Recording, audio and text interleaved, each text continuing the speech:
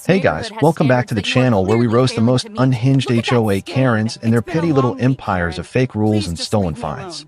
You know the type, the ones who act like they own your soul because they got voted president of the Neighborhood Standards Committee. Today's story? It starts with one freezing cold act of kindness on a bus bench and ends with one Karen's entire board of directors watching her fake moral high horse get dragged through the mud in front of the whole subdivision. Can you believe what this woman did? Buckle up, because this is 60+ minutes of pure laugh while you're pissed justice porn. Let's dive in. Picture this, folks. Willow Creek Estates, one of those picture-perfect Ohio suburbs where every lawn is supposed to look like it's been vacuumed and every mailbox is painted the exact same shade of approved beige. Peaceful on the surface, right? Wrong.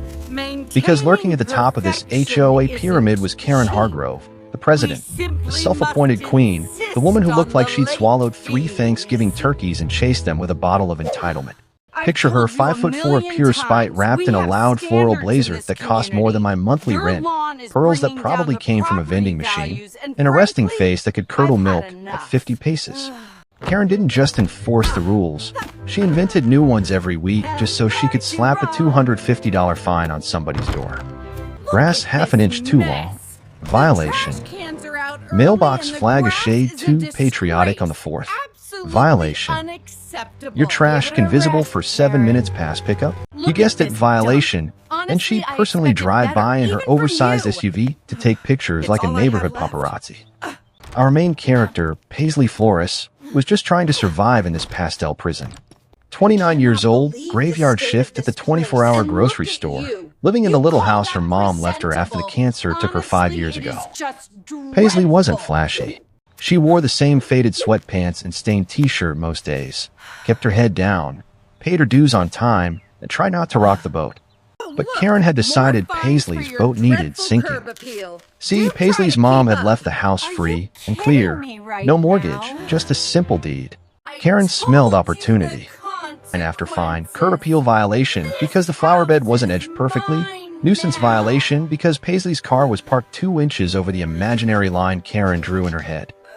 Within 6 months, the fines totaled over $8,000. Karen threatened liens, threatened foreclosure, even sent certified letters saying the HOA could seize the property if Paisley didn't pay. All while smiling that fake sweet smile at neighborhood meetings and preaching about community spirit. That Tuesday in late October was the kind of day that made you question every life choice. The bus stop outside the subdivision gate was a concrete slab with a broken bench and a vending machine that had been out of order since the Bush administration. Paisley had exactly 1 plastic container of cold garlic pasta in her bag, her lunch and dinner for the next 2 days, and $8 to her name. She was shivering in her thin coat when she noticed the old man 2 seats over. Late 70s, heavy wool coat that looked expensive but worn, flat cap pulled low. His hands were shaking so hard they rattled the fabric of his pants. Lips blue. Paisley knew the signs. She'd seen enough diabetic crashes at the store. "Miss," he rasped, voice dry as dead leaves. "You have any water?" "Not money." "Not just sobi story." With dignity. Paisley handed him her half-full bottle. He drank like a man who'd been crawling through the desert. The shaking didn't stop. Echo off the concrete, but she slid the pasta container across the bench anyway. Miss Here, Flores, we need to discuss the but it's complaint. carbs. You look like you need it more than I do. What do you want now, Karen? The old man froze. And hers, sharp, piercing, like they could see straight through every lie she'd ever told herself. He ate slowly, methodically, like he was honoring the food. When he finished, color crept back into his cheeks. He reached into his coat, pressed a small, heavy coin into her palm. "Don't sell this," he whispered. He stood, steadier now, and disappeared into the fog rolling off the highway. Paisley walked home in the freezing rain, stomach cramping, feeling like the world's biggest fool. She had no idea she just fed the one man who could burn Karen Hargrove's little kingdom to the ground. 3 weeks later, 2 men in suits that cost more than her car showed up at her front door. The hallway smelled like boiled cabbage and damp carpet. The older one, Arthur Vance, handed her a thick cream envelope with a broken red wax seal. Paisley Flores, you've been served regarding the execution of the Whitmore Family Trust. You are named presumptive beneficiary. Meeting at our offices 2 p.m. today. Forfeits everything. Whitmore had been Elena Whitmore before she married Paisley's deadbeat dad. The name had been scrubbed from every family photo after the funeral. Karen had made sure of that. She'd even pushed through an HOA name change vote to erase any connection to the original developer. Because the old man on the bench, that was Harlan Whitmore himself, the reclusive billionaire who designed Willow Creek Estates 30 years ago and quietly kept an override clause in the original covenants. The coin he gave her, it was the master key that unlocked every dirty secret Karen had buried. Paisley's phone buzzed. Where the hell are you? If you get anything from those lawyers, do not sign. We're coming over. The panic in those all-caps letters was delicious. Karen knew. HOA dues for years, forging violation notices, pocketing lien fees. And now the one person who could prove it had just handed Paisley the keys to the kingdom. You guys, the walk to that law office felt like walking into a movie. Paisley's beat-up sneakers squeaked on marble floors that probably cost more than her entire apartment complex. Arthur Vance slid another small envelope across the polished table. Inside was a pawn shop receipt dated 5 years ago, the day after her mom died, stapled to a Polaroid of a silver locket shaped like a teardrop. The same locket Karen had confiscated during one of her fake inspections, claiming it was non-compliant decor. Gordon Bale, Karen's sleazy business partner and Paisley's ex-stepfather, had signed a receipt. He pawned it for beer money while Karen looked the other way. Harlan Whitmore had been watching everything. The old man on the bench hadn't been random. He'd been testing the water, literally to see if anyone in his old neighborhood still had a soul. Paisley did. The receipts, the trust documents, and the legal muscle to fight back. Flashback time, because you need to feel how deep Karen's claws had sunk. 5 years ago, after Elena's funeral, Karen showed up at the house wearing that same floral blazer and a smile sharp enough to cut glass. Community standards must be maintained, dear. She cooed while slapping the first fine on the door. $150 for excessive morning flowers still on the porch. Within months, she and Gordon had Paisley signing a waiver of future claims under threat of eviction. The document was buried in HOA legalese that basically gave Karen power of attorney over the house. Paisley signed because she was grieving, exhausted, and terrified of sleeping in her car. They turned her into the neighborhood servant, mowing lawns for free, clearing snow, even painting the community mailbox the exact shade Karen demanded while her own house paint peeled. Dinner parties at Karen's McMansion were the worst. Paisley would stand in the kitchen on a paper plate while Karen bragged about the Elena Flores Memorial Fund. She'd set up a total scam that funneled donations straight into Karen's pocket for administrative fees. Landon Bale, Gordon's spineless son, would catch Paisley's eye and look away, too weak to speak up. The whole subdivision clapped like trained seals while Karen preached about charity. But Paisley had kept every fine notice, every threatening letter, every photo of Karen's own house violating the same rules she enforced on everyone else. The woman's backyard was a jungle of weeds, her mailbox was painted hot pink, band color, and her Christmas lights stayed up until April. Hypocrisy level, expert. Back in the law office, Harlan himself walked in, cane tapping, eyes still that same piercing gray. "You gave me your lunch when I was nothing," he said quietly. "Now I'm giving you back what they stole." He slid the velvet box across the table. Inside was the silver locket and the thick gold bracelet engraved with the Whitmore compass. The same bracelet Gordon had tried to pawn, and the shop owner had refused because it looked stolen. Harlan didn't want revenge for revenge's sake. He wanted the truth. Stop being a playground for tyrants like Karen. And he handed Paisley the legal team to make it happen. The war started quietly, guys, the way all good revenge stories do. Paisley didn't storm the next HOA meeting screaming. She showed up in the same faded sweatpants, sat in the back row, and started recording on her phone.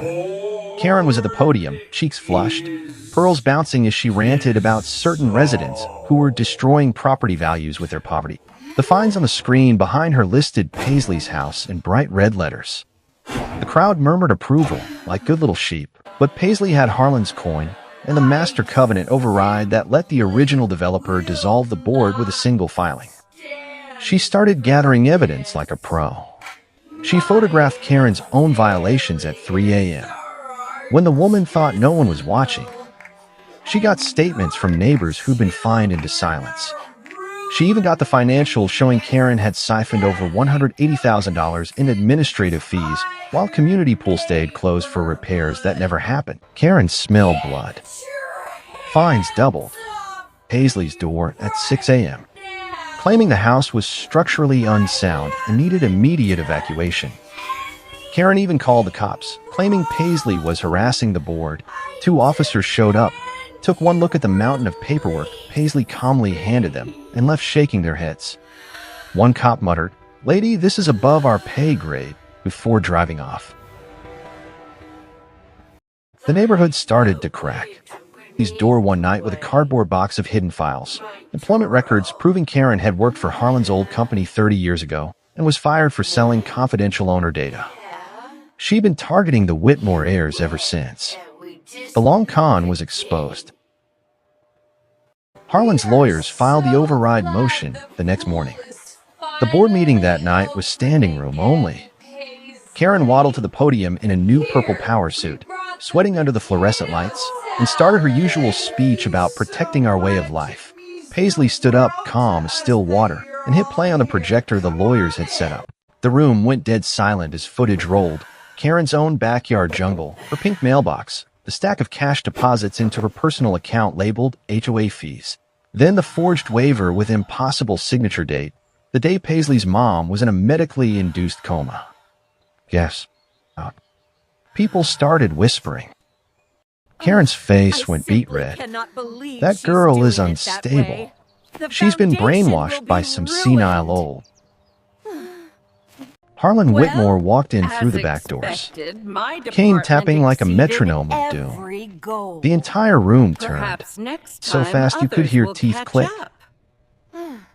The silence in that community center was thicker than Karen's foundation makeup. Harlan didn't yell. He simply placed the master covenant document on the table and said, in that gravel and steel voice, effective immediately, the board is dissolved. New elections will be held under neutral oversight.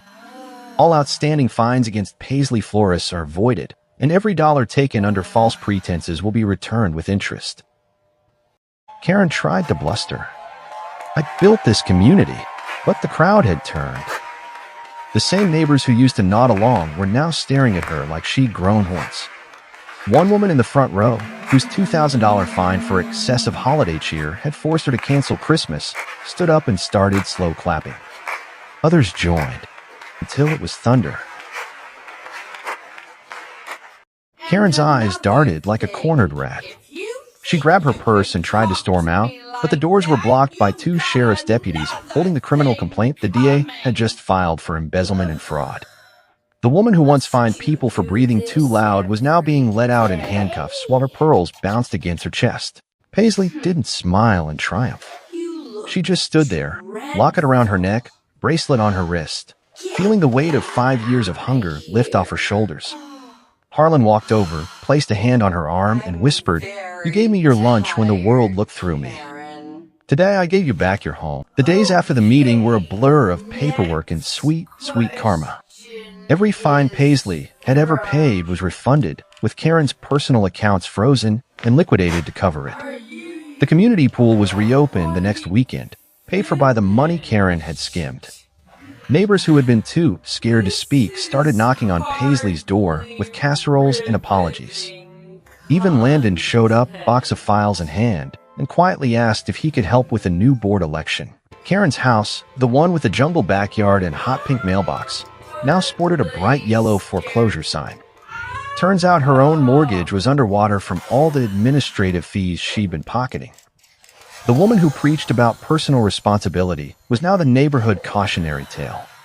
Social media blew up with before and after photos of her violations.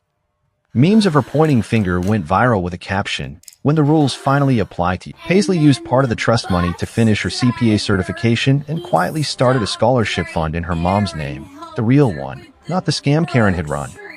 She didn't buy a mansion or flaunt it. She just fixed her own peeling paint, planted flowers exactly the way she wanted, and left the grass exactly half an inch longer than the old rule allowed. Because now she could. The final HOA meeting under the new board was almost funny. The room was packed again, but this time the energy was light. Paisley sat in the front row, no longer invisible. When the new president, a quiet retired teacher who actually cared about people, asked if anyone had comments, Paisley stood up, calm and steady. "I'm not here to gloat," she said. "I'm here to say thank you to the one person who reminded me that kindness isn't weakness. And to remind everyone that the rules are supposed to serve the neighborhood, not the other way around." She held up the silver locket so the light caught it. "My mom wore this every day. Today it's back where it belongs. That's all." The room erupted in applause. Sitting in the back row with a small, proud smile. Karen? Last anyone heard, she was living in a cramped apartment outside the subdivision, still posting passive-aggressive Facebook rants about ungrateful residents while collecting unemployment. Her power suit was probably in a consignment shop, pearls sold for grocery money. The woman who once ruled with an iron fist and a floral blazer now couldn't even get a lawn sign approved. And Paisley? She still works the graveyard shift sometimes, not because she has to, but because she chooses to. She keeps the old plastic container in her pantry as a reminder. Hunger taught her who she really was. Kindness brought her home. When on a bus bench proved that the smallest act can topple the biggest bully. So tell me in the comments, guys, if you were Paisley, would you have given away your last meal? Would you have fought back with paperwork instead of pitchforks? Or would you have let the Karen win? Drop your stories below, smash that like button if you love watching entitled Karens get exactly what they deserve, and subscribe for more HOA horror stories that prove one thing: the universe has receipts. And remember, sometimes the person you help on a cold bench turns out to be the one holding the match to your oppressor's empire. Stay kinda out there. Already.